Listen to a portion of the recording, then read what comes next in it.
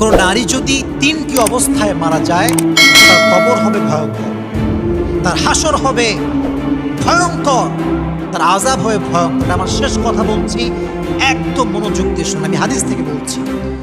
আমার বোনদেরকে বলবো খুব মনোযোগ দিয়ে শুনতে হবে এই কথা।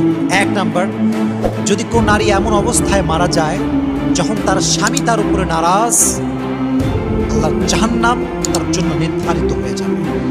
নবীজি বলেছেন, হাদিসটা কত সুন্দর দেখেন, যদি কোনো মেয়ে এই অবস্থায় মারা যায় যে তার স্বামী তার উপরে সন্তুষ্ট ছিল, সালমা রাদিয়াল্লাহু তাআলা আনহা থেকে বর্ণিত, সেই মেয়ে আল্লাহর জান্নাতে মৃত্যুর পরবর্তী সময়েই প্রবেশ করবে। জোরে সুবহানাল্লাহ পড়েন।